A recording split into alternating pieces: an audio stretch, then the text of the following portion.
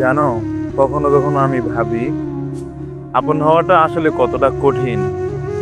আমরা যারা কাউকে পুরো হৃদয় দিয়ে নিজের মনে করি, আমরা শুধু পাশে থাকি না, আমরা ব্যথা সহ্য করি, হাসি লুকাই, কিন্তু তবুও সাহায্য করি।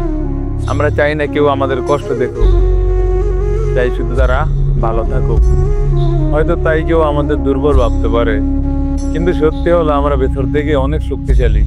তুমি জানো, আমাদের পৃথিবীতে এমন মানুষ খুব কম পাওয়া যায় যারা অন্যের সুখের জন্য নিজের দুঃখ লুকায়, এবং যারা বন্ধুদের কষ্টে প্রথম সান্ত্বনাটা দেয়, যারা পরিবারের সমস্যায় নিজেদের ভুলে গিয়ে লড়াই করে যায়।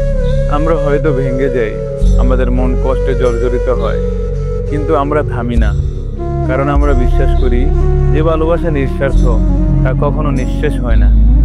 আর হ্যাঁ, আমি শিখেছি আপন হওয়া মানে সবসময় শক্তিশালী থাকা নয়। আপন হওয়া মানে হলো কখনো কখনো নিজের ক্ষতিগুলো লুকিয়ে অন্যকে ভালোবাসা।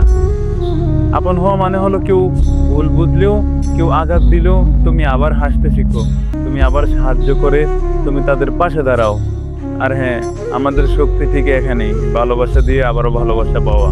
তাই বলি, জীবনে যদি এমন কাউকে পেয়ে থাকো যে চুপচাপ পাশে থাকে, যে নিজের কষ্ট বলে তোমার জন্য লড়ে, তাদের কখনো হারানো যাবে না। মনে রেখো বন্ধু, সত্যিকারের আপন মানুষরা সবসময় পাশে থাকে। তারা শুধু তোমার বন্ধু নয়, তারা আলো, যা তোমার জীবনে অন্ধকার দূর করে।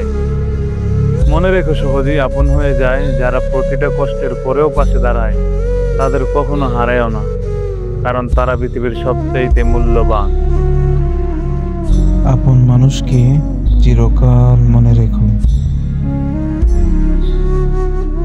কারণ তারা শুধু পাশেই থাকে না,